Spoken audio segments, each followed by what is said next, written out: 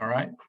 So today's presenter, Natanael Choi, pronouns he, they, is originally from Bolivia and is half Peruvian and half Korean.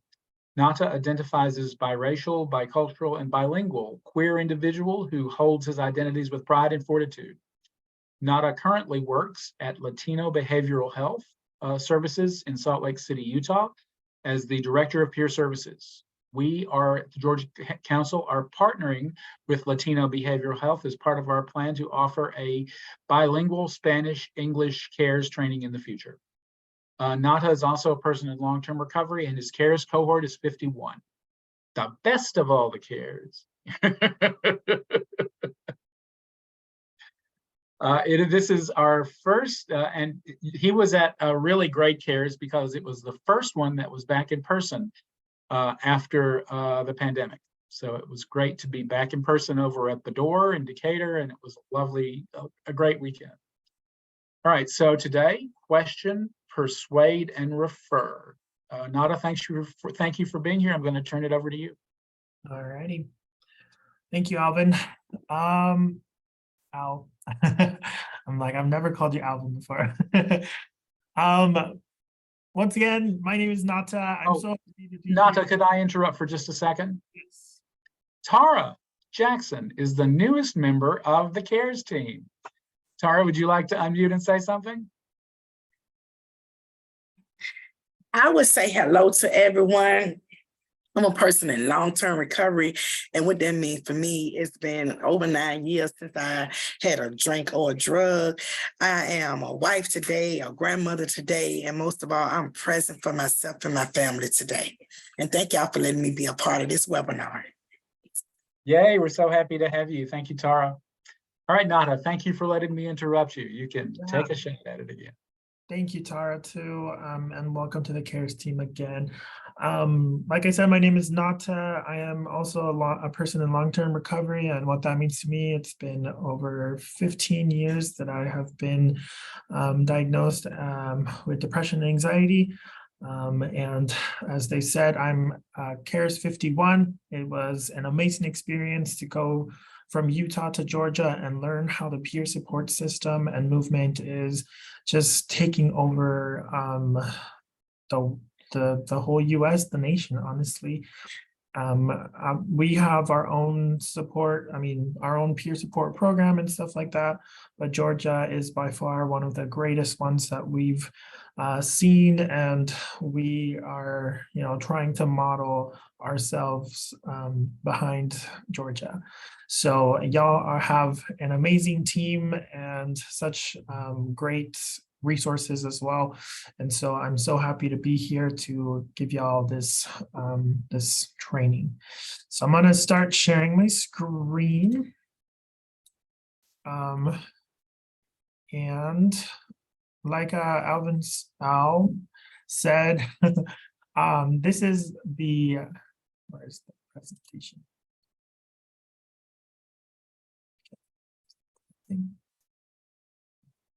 What are you guys seeing? Oh, the other one. Yeah, well, this is where we are seeing where it shows the next slide on the right. There we go. That's good. Okay, wonderful. I got it. All right. So as Al said, this presentation is called QPR, which is question, persuade, refer, and it's specifically designed to help all of us, CARES and non-CARES, be able to address our loved ones and people that we are working with when it comes to having suicidal ideation, suicidal thoughts, or just any sort of intent. It helps us and prepares us for those specific situations. So I want to encourage everyone to let's have this conversation, let's have a dialogue. I love the participation of everyone, and we'll kind of wrap up at what would be what is it, 6:15? No, it's 15. For questions and just to wrap up. All right. So first, we're going to talk about language. because as we're talking about suicide and suicidality, I want us to be very careful of how we are referring to people who have died by suicide or people that have tried to take their life. It's very important. Just the way that we refer to someone who is in recovery, we're not saying like, oh, this guy's an addict. We're using specific language, specific vocabulary to describe the people that we're working with and just anyone in the community. So we're trying to steer away from stigmatizing language and going into language that is much more understanding of what it is, what suicide is. So we're going to avoid saying things like completed suicide or successful suicide. The reason why is because we're not trying to say like this is a checkbox, or they just completed something, like we complete a test or something. We want to destigmatize that and take that away, and by saying died by suicide. And that way we are just stating what just happened, which is that this person died by suicide, instead of saying they've completed something. Same thing on the other side, if they have they survived their attempt, we're not going to say unsuccessful or failed suicide.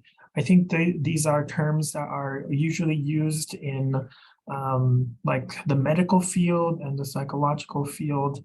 And as we know, like we're not clinicians, we're peers, and we have a different vocabulary that helps us to take away the stigma. And so we use phrases like they survived their attempt, focusing on like the kind of like the survival, or like how they are still alive. A common thing that we hear a lot is, oh, this person committed suicide. And this kind of implies the fact that suicide is either a crime or a sin.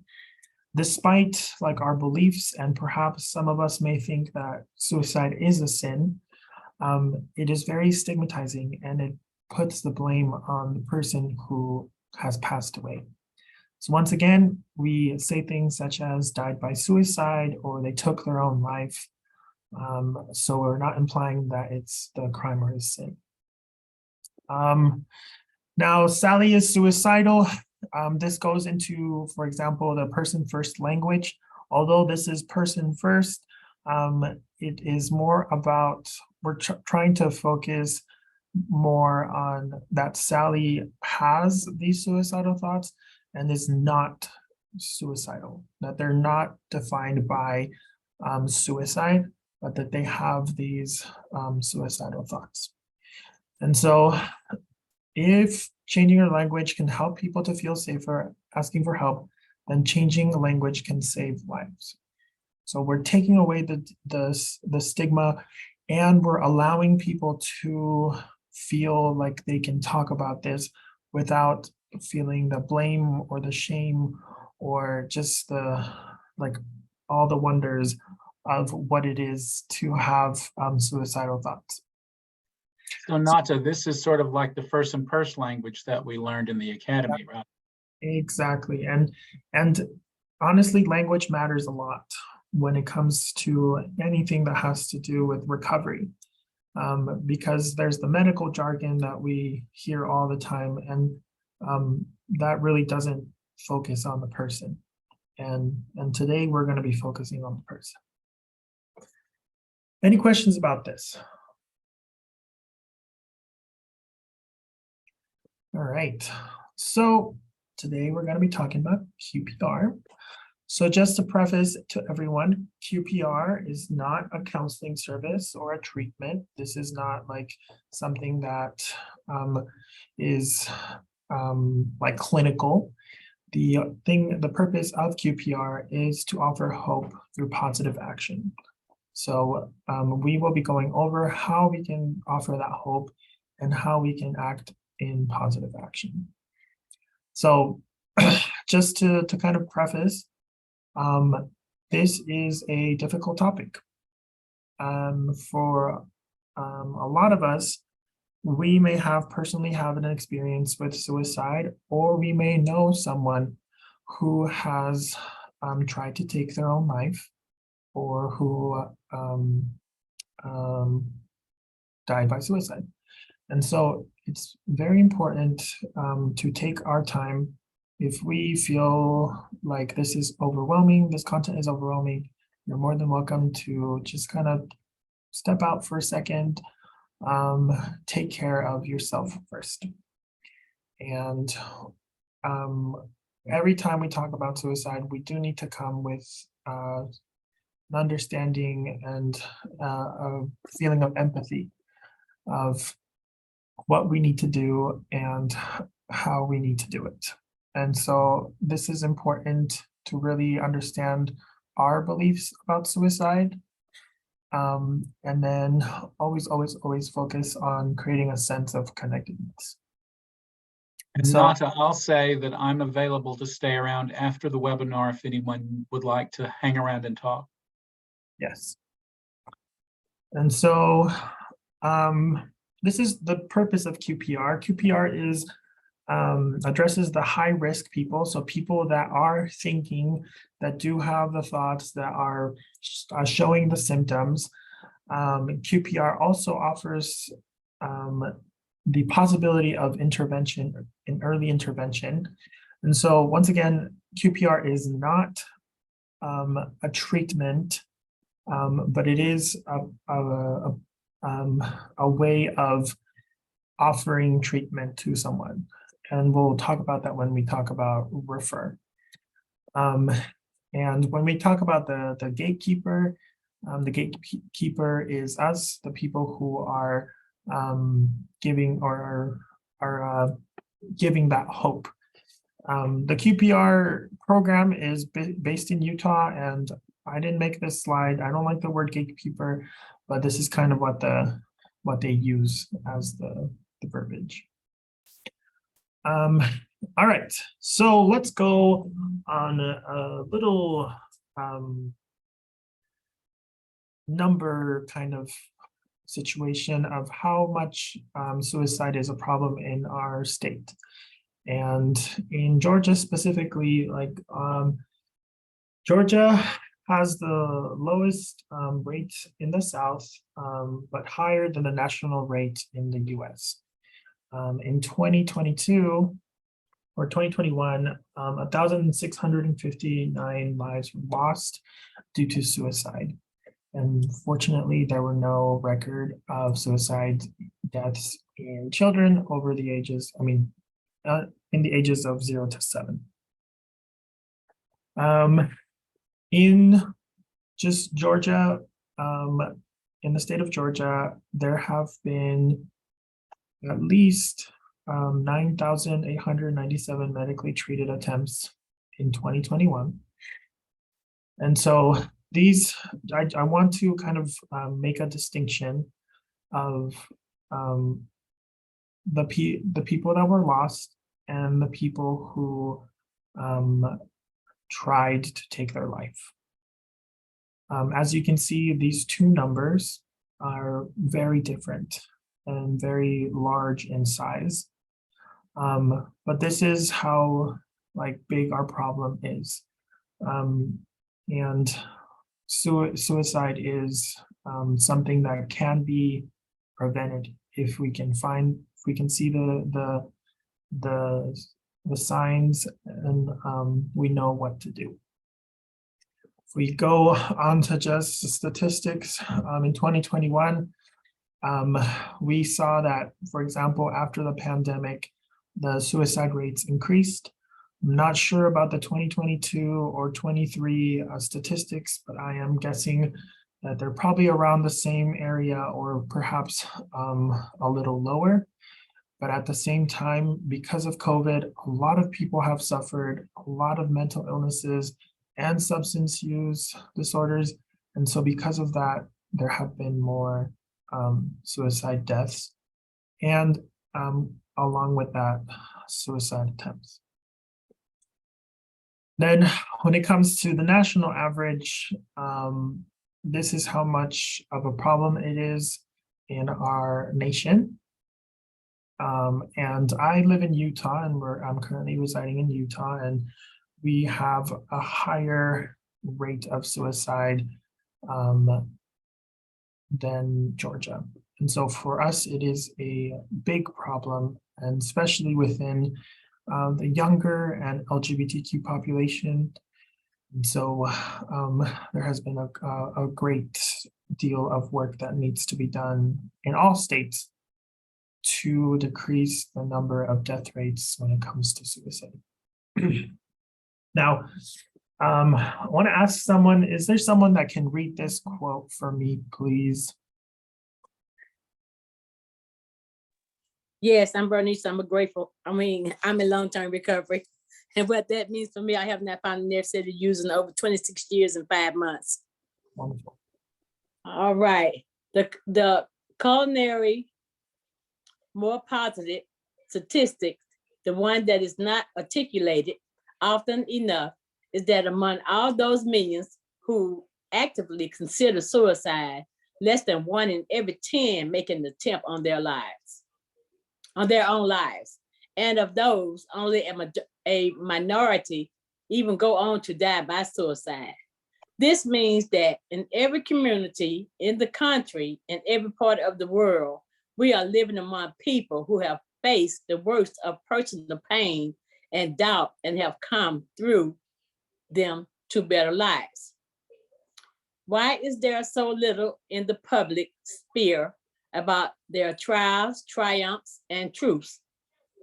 And what might they say if they did not need to fear judgment, scrutiny, and stigma? Thank you, Thank you. Bernice. I really appreciate this quote because it tells us how much more we discuss and talk about the good things and our triumphs and everything, but we don't talk about what's really happening, what's really hurting us. And when it comes to suicide, we don't talk about suicide.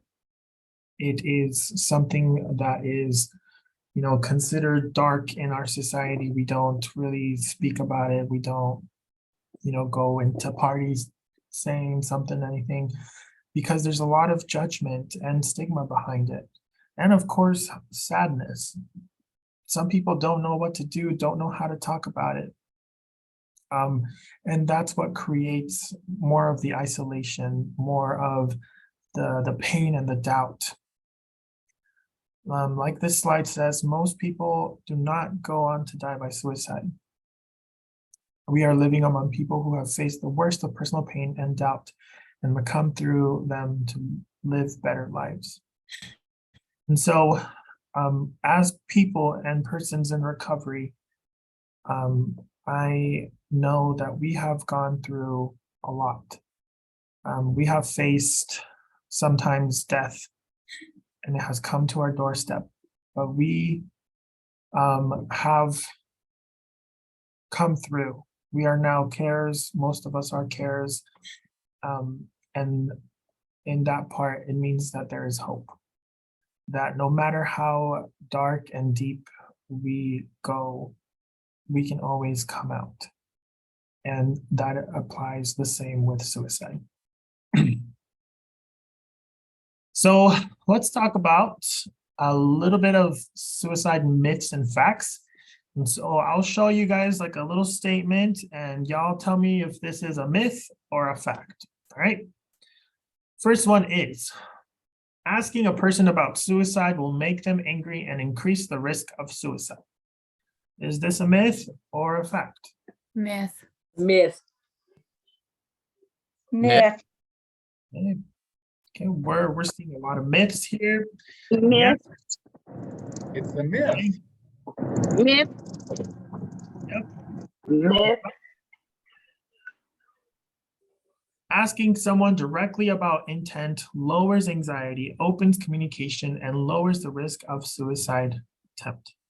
So this means that if we're gonna talk about it, we're gonna talk about it, and we're gonna put it out in the open, and we're just gonna spill all the beans. Because when we're in pain, when we're suffering, the only thing we need is for someone to talk to us, to be a Yes. listening ear, to see us for who we are and not what we're going through. Right. What CARES has taught me is that the opposite of addiction is what is it? Community. I say community, but there's what is it? Action. Connection. Connection. I say Connection. community, and it doesn't rhyme well. So, but it is community connection. It's about that person who holds your hand, who can really see you. And when we're asking someone about suicide, we're allowing that connection to happen. All right, suicide myth or fact. No one can stop a suicide. It is inevitable, especially once a person decides to take their own life. There's nothing anyone can do to stop them. Myth. Myth. Myth. Myth. Myth. Myth. I'm loving these answers. If people in a crisis get the help they need, they may never consider suicide again. If they are better prepared to ask for our help. Suicide is one of the most preventable kind of deaths, and almost any positive action may save a life. Now I can let everyone know that as a person in recovery and a person who has had many days and nights thinking about suicide, what saved me and what helped me was my community. It was connection. It was knowing that I wasn't alone. And as much as I was thinking about it, I did not do it. And because of that, I owe it to my community. All right, myth or fact, most people considering suicide communicate their intent sometime during the week preceding their attempt. Myth. I think that could be a fact. Myth. It could be a fact, but it's also a myth. Yeah. It's either or, because sometimes it just happens, even though they're thinking about it. Oh, I'm sorry. I'm Melissa. I'm a person in long-term recovery. And what that means is I haven't had a drug, drink, or anything to alter how I think or feel in 19 plus years. So I would like to say that it can be either or, a myth or a fact, because sometimes they're telling you because they're seeking help,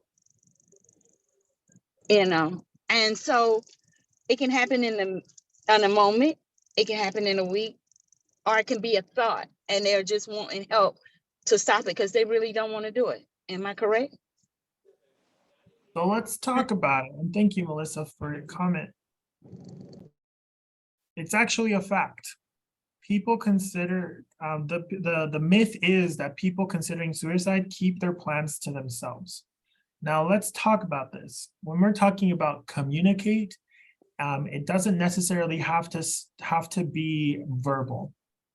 It can, for example, a lot of people who are considering taking their life and they have a plan, an intent, they have like a date, they have all this kind of preparation. Perhaps they start, giving their things away. Like, for example, some people give away their Xbox or their PlayStation or their car, just because they might be nice, but really like they're preparing, and this is how they communicate. Perhaps some people are just plainly say like, I want to die, like I can't do this anymore. And that is also how they communicate. And some people do just give us like these nonverbal cues of, like, for example, just having this low motivation or having some sudden like energy to spend time with family that they've never really done before. And so this the word communicate can be many things, and it's important that we understand the signs of suicide, especially when it comes to this. Okay, and we'll go into more detail about this in later slides. All right. People who talk about suicide may try or even complete an act of self-harm. Fact. Fact. Fact. Fact. Okay. So it is a fact. There are a lot of people, and this is kind of a key word is may try an act of self-harm. Not everyone does, but it is very common. All right. Any questions from here on? Yes, I'm Bernice, and I'm in long-term recovery. I have a client that has started coming back to outpatient services, and I didn't see her for a week. And so her cousin came in and talked to me and told me that she caused self-harm to herself by cutting herself. So she tried to commit suicide. But she was silent about it. She kept commenting, and she was letting everybody think that she was all right, but she was suffering in silence. So she took it upon herself to self-harm herself. And what's your question, Bernice? How? My question is that she had this facade up. Mhm. So how do we get through to someone that has a facade up and says that they're okay when they're not really okay? Because I didn't know she was going to do that to herself. Now, Bernice, I think that is kind of a common experience, and at the same time, it's a very complicated case. The thing about it is, at least for you, Bernice, you probably see her maybe once a week or maybe twice a week. And in that hour or so, there's a little that you can see. And perhaps the signs were more noticing, were more noticed at home with her friends or her family. And that is where it's important to, for all of us to understand what the signs are so we can pay attention to them. Now, when it comes to the self-harm, for me as a peer support would be something that I would be watching too. And I would be kind of checking in with her and being like, okay, like how are we doing with that? And how can we develop better coping skills? And at least in my experience and in my recovery, the reason why I self-harmed was because the pain that I suffered emotionally was so deep and so hard that the only way to forget about it was to feel pain physically. Okay. And so Thank you. Yeah, Bernice, and it's just understanding where they're at. And I work a lot with kids, and I would also inform the parents what these signs are. So yeah, thank you, Bernice, for that question. All right. I have a question. Oh, sorry. We So when you were talking, when it was the idea that people communicate, maybe within the week that they plan a suicide attempt, might be subtle, more subtle, like you said, giving things away or other acts. I remember it was over 20 years ago when my cousin was in middle school. I obviously wasn't around, I had gone to college, but she swallowed a bunch of pills in an attempt and was found laying unconscious and rushed to the hospital before she could pass away. My aunt and uncle found her just laying around. Now, I wasn't there obviously to witness her and maybe see behaviors leading up to it, but according to my aunt and uncle, they act like they were completely surprised, as if it came out of left field. I knew that she had mental health problems and suffered from depression. So I didn't want to, I didn't want to put two and two together because I wasn't there. But according to my family, there was nothing that like led them to even see it coming. So that was an interesting thing to me when it was fact versus myth. Maybe there could have been more subtle signs, I don't know, than say trying to give things away. So Lee, thank you for sharing that experience about your family. And this can get really tricky, because we want to say like there wasn't any signs, but perhaps we didn't know what the signs were. Right. Okay. And because of that, we thought like, oh, it's just, teenager hormones, Right.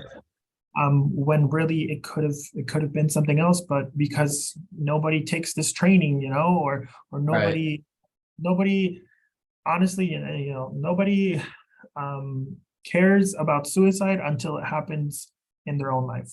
Right. Or things like that. And we don't seek out these trainings because we think that it's never going to happen to us. Right. And we hope that it doesn't happen to us. Yeah.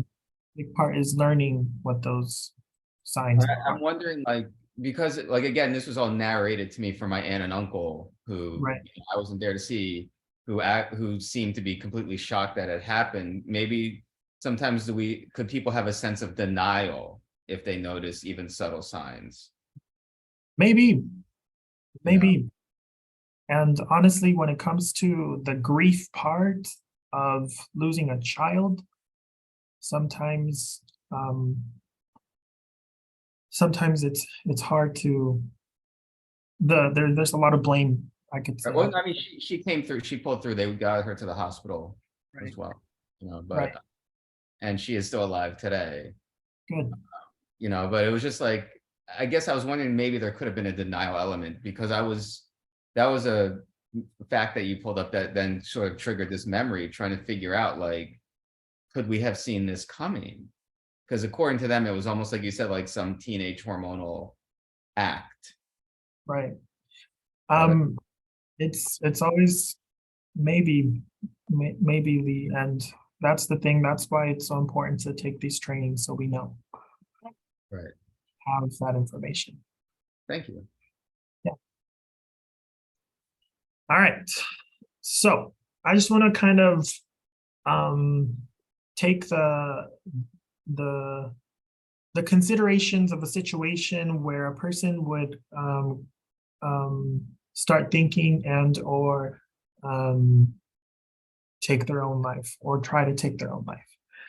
There are protective and risk factors to this. The protective factors are the things that really could help this person to either survive or to not even try at all. And like we said, connectingness, having a good behavioral health or mental health care, just having supportive and attentive caregivers, and having problem-solving skills. Now, I know for a fact that a lot of us are not raised knowing how to regulate our emotions, or even talk about emotions, or talk about sadness. A lot of us were taught not to cry, not to express emotions, not to be angry, and those skills are so necessary in order for us to be able to emotionally regulate and also find a better option that doesn't include taking our own life. Now, there are also some risk factors. For example, if a person has tried to die by suicide before, then they have a higher risk of doing it again. They also have a mood disorder, any sort of history with substance use, and access to lethal means. That also increases risk factors. And so it is very important that we find and see the warning signs. And once again, we take all the signs seriously. And we never think, oh, if I ask them about suicide, like, I'm going to increase their chances of suicide. Because as we've learned, that's a myth.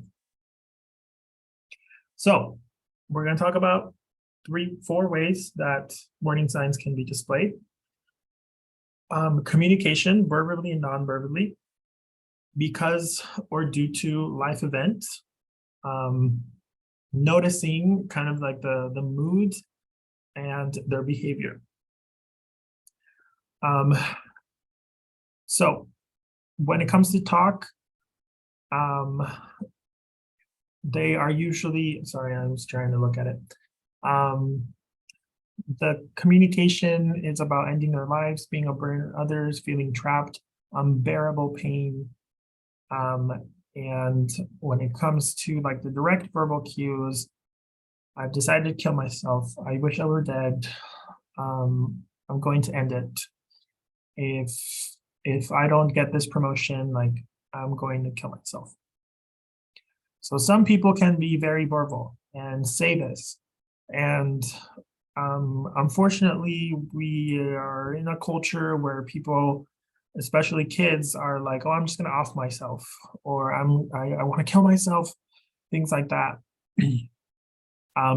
And when I ever hear that, I don't take it as a joke. I always follow up. So they can be like, hey, like, are you okay? Like, even if we know that they're okay, like maybe they're joking, but maybe they're also, this is the way that they express and say that they're considering suicide. Then there's the indirect verbal cues. That's like, I'm tired of going on.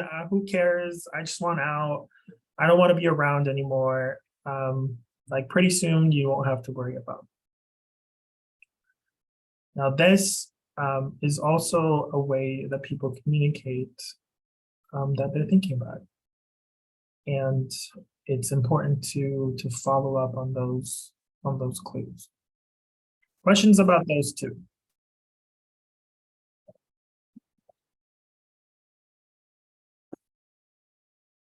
Now, behavioral signs. I think those are it. Okay. We have to consider their history. So if they've had any, if they have any history with suicide, then that's important to consider. If they're just buying a bunch of guns for any kind of reason, or maybe they're just buying a gun. Maybe just something to ask. If they have any sort of mental illness history, or for example, like they are a person, and let's say like they're a person that, like, for example, never finishes a project. But then one day you find out that they finished like 3 projects and that they're like wrapping everything up. And that's behaviorally how we can note things. There's the sudden interest or disinterest in religion, perhaps even increased use of substance uses, and unexplained anger, aggression, irritability. There's also situational signs. And these are like something happened in their life that could cause them to think about suicide. So being fired, an unwanted move, loss of a relationship, the pain of losing someone, whether it's a boyfriend, girlfriend, spouse, child, best friend, that is big. Diagnoses, any sudden unexpected loss of freedom. And that, like for kids, that's a big one. Anticipated loss of financial security, like that is also a big one. Loss of therapist, counselor, teacher, mentor, peer support, or just fear of becoming a burden to others. Those can also be situational signs.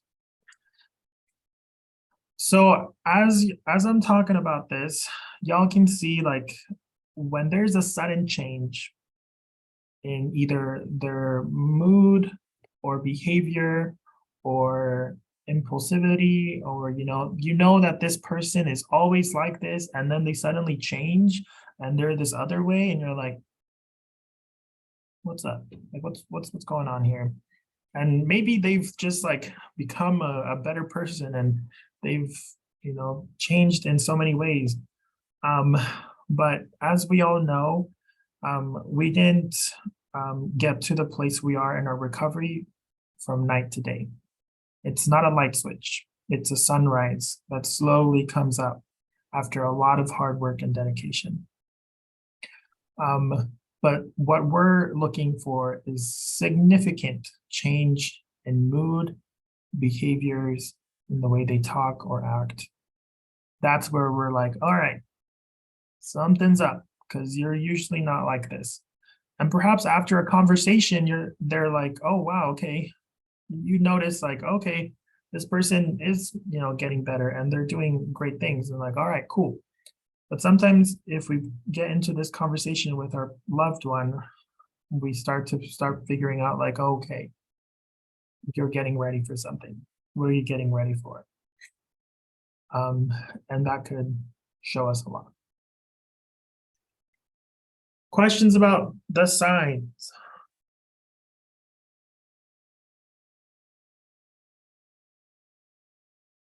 Yeah, I am wondering, these things can also happen if people don't have suicidal ideation.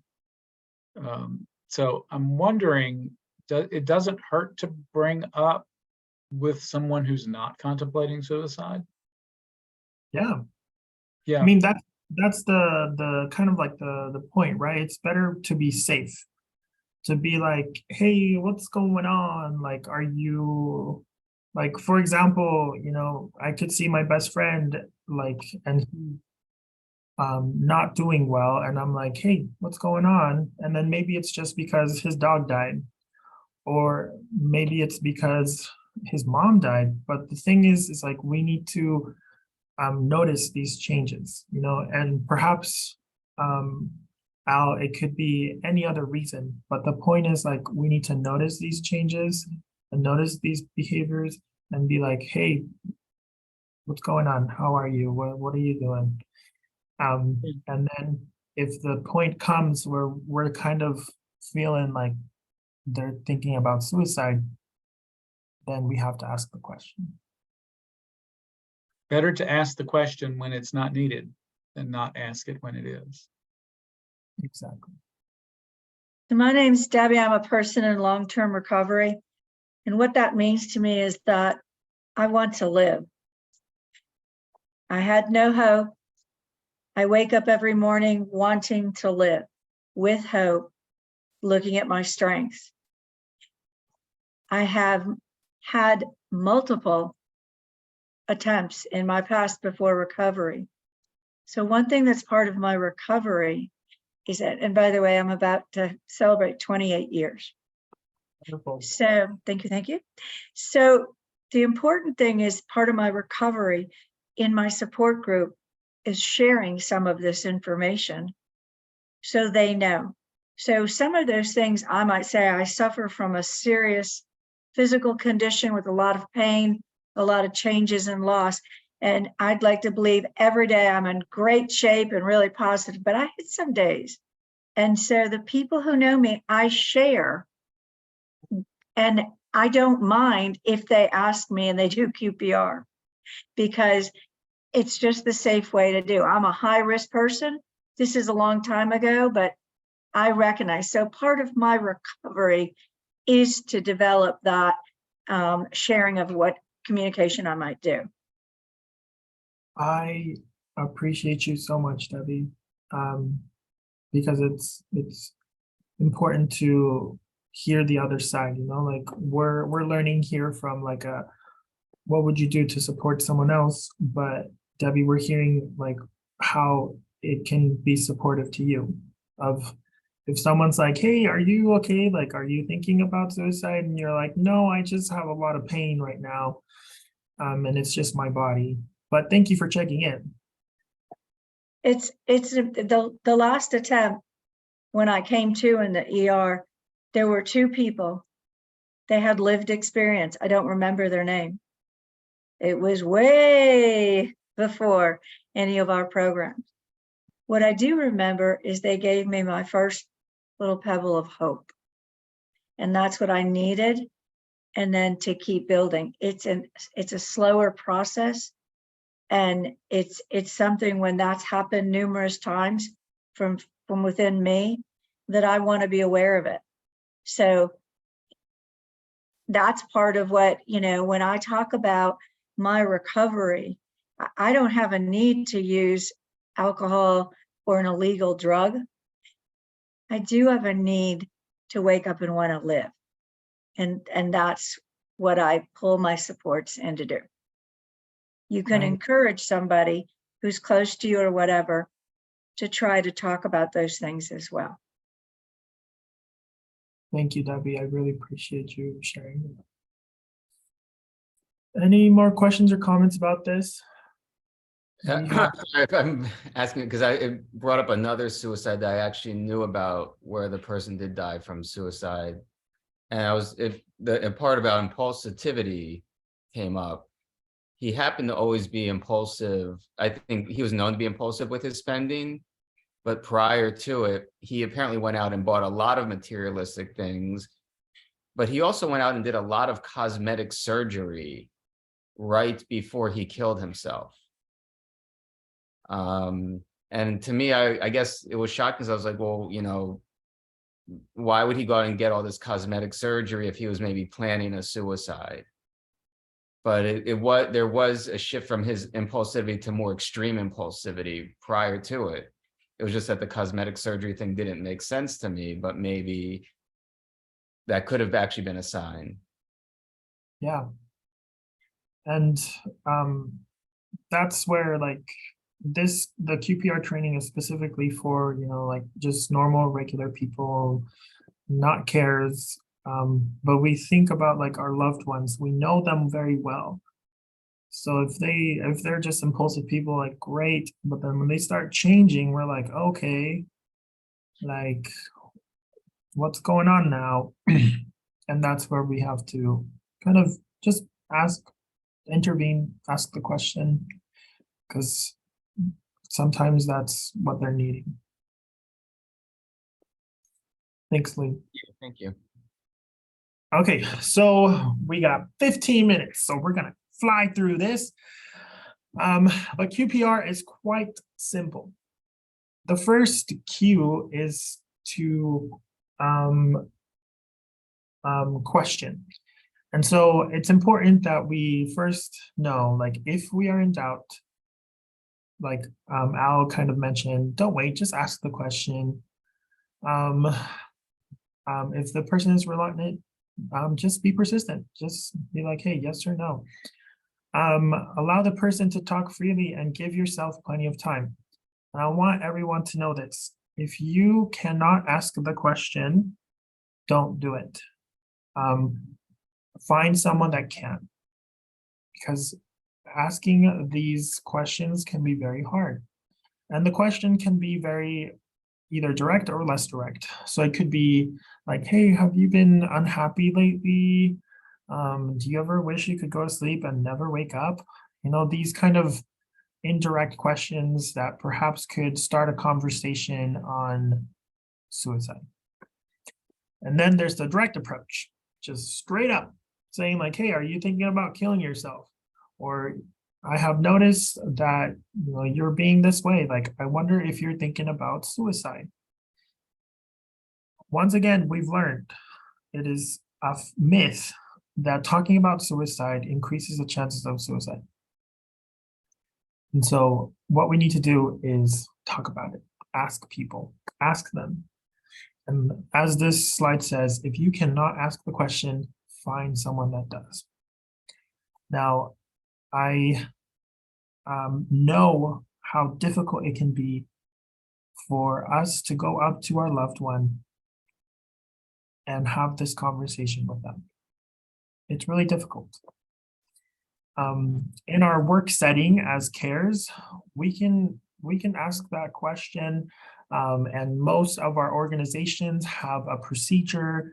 Some of us do a safety plan, some of us refer them to the therapist that's literally next door. But when it comes to a loved one, this is a very hard question to ask. Definitely how not to. You're not thinking about killing yourself, are you? Or you wouldn't do anything stupid, would you? We're not being direct. We're not being less direct. We're just not helping the situation. And we don't want to be invalidating either. I prefer, my method is just a more direct approach because that is more to the point. Now, persuade. Once we ask the question, we go into the persuasion kind of side. And what we're persuading is we're persuading this person to receive help. So what we do when we're talking and we ask the question and they say yes, then we listen. We give them our full attention. We don't rush to judgment, and we offer hope. Then once they're done talking about everything that's been going on and what's been causing them to have these thoughts and wanting to take their own life, we ask, will you go with me to get help? Or will you let me help you get help? It is important that we are willing to listen and to help so that we can rekindle that hope. Because that makes all the difference. Being able to offer them that support, that listening ear, and then helping them to find help. And so that's where the R comes to. Refer. So a lot of people who are thinking about suicide, they feel like this is the end. This is the only solution. And maybe, for example, they've lost their house, they've lost their families, they've lost everything. And they feel like they cannot be helped. But what we're there to do is to bring that hope. That they can be helped, that they can find support. And we can be that support. And so the best referral, or the best way to do the R in refer, is in taking the person directly to someone who can help. And so this means, for example, calling a hotline together or a warm line together. Calling or going to, for example, a therapist, or calling their therapist, or calling a mental health professional, or connecting with them with the warm line, the Georgia Cares warm line. So all of this is like the best way. That's like number one. If they don't want that direct help, then the next best referral is getting them a commitment from them to accept help. So be like, hey, can we do this? I know you don't want to do this today, but do you want to do this tomorrow? And then having them say yes, I'll do it tomorrow. And making the arrangements to get the help. So you make the appointment, or you have the peer, the warm line or the crisis line ready for them to call. And then the third best help is to give them the information, all of the referrals, all the numbers, and in good faith that they can call and get the help that they need. Any willingness to accept help at some time or at some point, even in the future, is a good outcome. And I know there's a lot of fear behind that of whether they will or they will not. But remember, if we offer them hope, if we offer them that listening ear and that support, then they will understand that suicide is not the only answer. And so, just so everyone knows, there in Georgia, there is the Georgia Call Line, which is a crisis line. And there's also an app, the My GCal app. And you can download if you have an Android, because it's not an Apple. There's a suicide prevention line. There's the Trevor Project Lifeline for LGBTQ plus people. And also we have the Georgia Cares line that I forgot to put in, Al. Let me see. The Georgia Mental Health Consumer Network. Yes. Does anybody know anything about what help the Georgia Mental Health Consumer Network has? Do they have a helpline? I think they have a warm line, don't they? Yes, I'm Bernice. We have, they have put up a new line, 988. You can call 988. Okay. And So does that that takes you to the Georgia Mental Health Consumer Network's line if they need it? I believe so. Okay. So 988 is a national mental health crisis line, but they do connect you to your local kind of authorities and people who can help you locally. And obviously, like when you call 988, just like you call 911, it's an operator that is locally. So like in Georgia. There are also different organizations such as NAMI and AFSP, both of which who have warm lines and hotlines to call. But the easiest one, really the easiest one is just calling 988. It's like 911. Also, CARES Warm Line, also, they are available from 11 in the morning to 11 at night, CARES Warm Line. Exactly. So there's the CARES Warm Line as well. And so, as y'all know, to be able to do the refer part, we need to know where and what. And let's say you don't have your phone nearby, so you can't use the app or look something up real quick, then at least you know the number 988, which is the mental health crisis, the National Mental Health Crisis Line, equivalent to the 911, but it's not like a medical emergency, it's a mental emergency. And so that is a great resource and something that is something that we should all really know so that we can call in case there's emergency. Okay, so we don't really have time for role play. But let's end with this. Remember,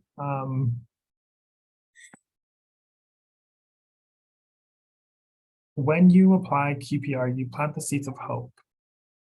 And so when you sit down with someone with care and concern, you ask them the question, they say yes. When you listen to them with all purpose, when you hear them out, when you don't judge, when you offer hope, when you give them another, glimpse of understanding their worth or understanding their purpose here in life, they, everything can change. Everything really can change. As we know, the opposite of addiction is connection. And just being that connection can make and save lives. If you're working with an individual and you're working on a safety plan, put these resources into everybody's safety plan. Everybody needs them, help them to put it where they can see it. If you're with an agency, I encourage like little cards for the wallet, magnets. If you're doing peer groups, great topic for a peer group to talk about this for everyone. It's not singling anybody out, it's sharing, and everyone will hear it, whether they might need it immediately or not. Exactly. I appreciate you, Debbie, sharing that, because honestly, we all need to know these resources for ourselves, for our peers, for organizations. And in a lot of places that we work in, there's a procedure on how to help and support people who are thinking about suicide. And I completely recommend and push the procedure that your agencies go through. And at the same time, like, this information can be very useful for your own life and in your own kind of home and personal life. And at the same time, if you're working with family members, this is a good way of letting them know the warning signs and helping them understand like what to watch for in case they are worried that something is happening. But yeah, that's my presentation. Thank you so much, everyone. Thank you, Nate. Thank you, Nate. Oh, very Thank good. you. Thank you so presenter. much. Thank you. Thank you, and thank you for sharing so many personal things too. Is it right here like that? Someone was saying something that got cut off. I think it was just someone's background. Yeah. So I apologize. The power flickered here and my internet went off. So I disappeared there for about 5 minutes. I'm glad you kept going on. That's the reason to make co-hosts in Zoom.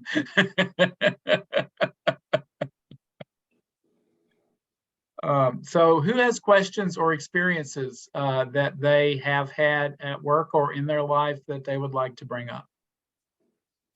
Well, I just want to say I'm Bernice and I'm in long-term recovery. I am CARES 40. So I just want to say that in my organization, we take a QPR every year. So we have that curriculum in our Reliance Learning. So, and it doesn't hurt to get a refresher course on that, every so often, from the Georgia Council. So I really appreciate you being the presenter and sharing the QPR with us. Thank you. Oh, thank you, Bernice. Nata, did you say that that's that training comes out of Utah? You know what? I am not sure anymore. I thought it was just a Utah thing, but if Bernice says that it's a national thing, then it's a national thing. Honestly, I'm kind of confused, but regardless of it, I'm glad that that Georgia has it too, because I think it's been very useful for us and our community, mainly because suicide is not something we talk about or we say anything, and this really gives the tools for people to address it in their lives. Yeah, I really appreciate this. And, I worked as a chaplain at a hospital in Birmingham before I came to work at the Georgia Council. A chaplain for 1 year and then a peer support specialist at that hospital for 3 years. And that's where you have the obligation or the duty to report. you know, they told us how to handle it. They said the questions were, have you considered, are you considering suicide, and do you have a plan? At that point, we had to let somebody know. And I actually ended up taking a call one evening from someone who was supposed to be getting help from the Veterans Administration in Birmingham and wasn't. And I was on the phone with him for about 20 minutes and continued to take calls from him on an ongoing basis for about the next 3 months. And it was really hard for me to figure out how to disengage, because as a peer, I was the only person who was listening to him. So it's really, I'm really glad to see that we are getting more resources. 988 is so important. Really glad that they launched that. And but yeah, I was in the hot seat one Saturday night about 9 o'clock. It was really interesting to be on that side of things.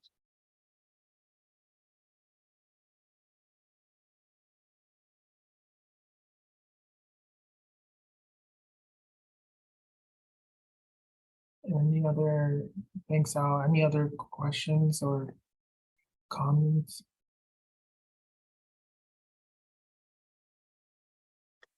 I appreciate the presentation, Nato. Thank you very much. My name is JJ Jacqueline Myers. I'm a person in long-term recovery. I've had some personal experience with this. My daughter has actually had an attempt, and so I've lived through some of this, and I have used the 988 hotline. Was great. They were fantastic.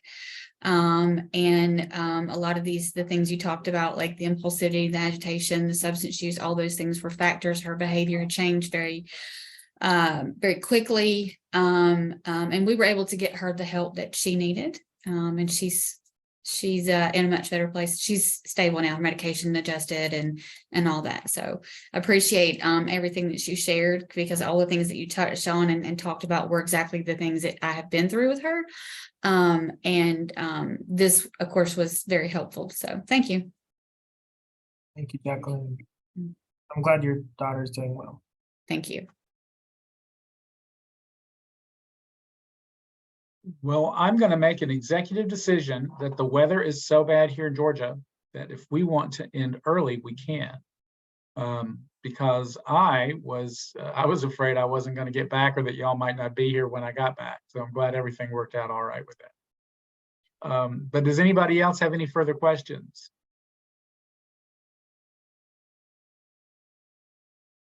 Well, it was a pleasure having you all here, and I'm so very happy to be here with y'all. I miss Georgia with all my heart. I hope that I can come again. And yeah, if y'all have any questions or want to get in contact, I also offer this training in Spanish. If y'all have any organizations or people or friends or family members, whatever, that are doing it or need. Nata, would you like to put your email in the chat box? Yeah, I'll do that.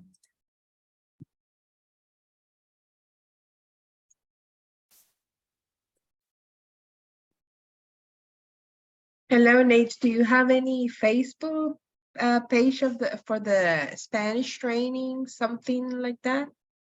Yeah, Joanna, let me send you the link of our Facebook, okay? Okay, gracias. De nada. Yeah, she wanted done. What my part is. No, I told you I was gonna help her out. Hey, Melissa, are you asking a question? No, I lost. I know Zoom can just randomly unmute us sometimes, it seems like. It drives me crazy sometimes. Yeah. Okay, Joanna, that's our Facebook. Okay, gracias, querido. De nada. I just want to throw some love back at Latino behavioral health. You were so wonderful in what you said about us. We've really enjoyed working with y'all too. We've had 6 or 7 of y'all come over to do trainings over here, and it's been a pleasure and really wonderful to make that connection. Glad to see that we're going to keep working. Me too. Alrighty. All right, guys, you are going to get 1.5 hours for CEU for attending this class. You will get, like I said, a certificate within the next week. I try to get them out on Friday, but tomorrow may be a busy day. But it will show up within the week, but by next Friday, and you can search your email for the name Alvin. That's the person who will be sending them out. So make sure you hang on to your CEUs, your certificates, so you can submit them at the end of the year. And I assume you have heard about the Connect, that we've scheduled 2 of the Connects. One will be virtual on July 28th. It may be the only virtual one that we're doing. And then one will be in person in Dunwoody at the North Atlanta Church of Christ. And that's on August 11th. So make sure you sign up for a Connect. It's one of the things you have to do to remain current. And with that, thank you, Nata. Thank you, everybody. Stay safe if the storms are headed in your direction. Thank you.